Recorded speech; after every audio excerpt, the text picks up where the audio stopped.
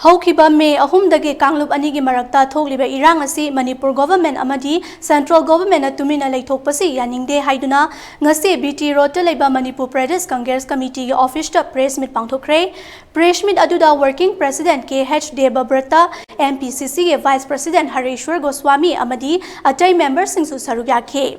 KH Debabrata na hai kibada Kanglup anigi erang asina maram oiraga lanjwedaba praja miyamda akiba amadi ninghanaba poklibasi state government na tumminna leithokpasi yaningde. Mahakna makha taraduna nongju tha yawraklabadi isingdagi pokpa lengna amadi atai leina kaya thoklakkani haibagi mipaiba poklaba lanjelaktuna relief camp ta leiriba miyam singi daitya kanana pugani haiba wafam thamkhe.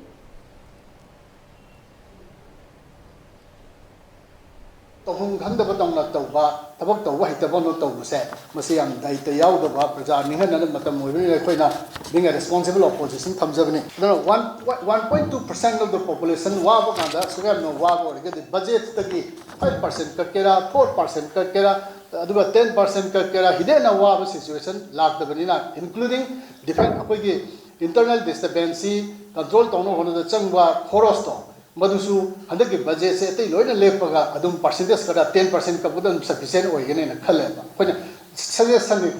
although special session Koraga, Dum Tobusia, Gamena, decision of Lora to the Levana, precept of Guni, you might not come. Essential commodities, Pusalapude and whatever sectors say,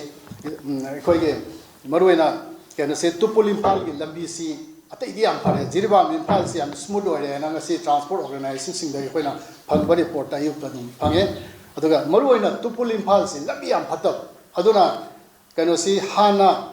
huji kano de Guwahati imphal gi carrying charge si essential commodities ki 6 to 7 rupees maina per kg loi huji ti jiriba am dagi imphal yoda 7 rupees demand to 6 rupees demand to transporter sing na maram de lambi de level risks ma'am duga lambi phatabaga maruena jiri sector se da do Kangpokpi sector se miscreant sing na batai thingran leibasi su koirabasi sarkar sina su koibasi essential commodities pusan basi mamang de leiba sarkar amatana congress ki sarkar su atoba sarkar su asu yamna kuina changbase amta yaudi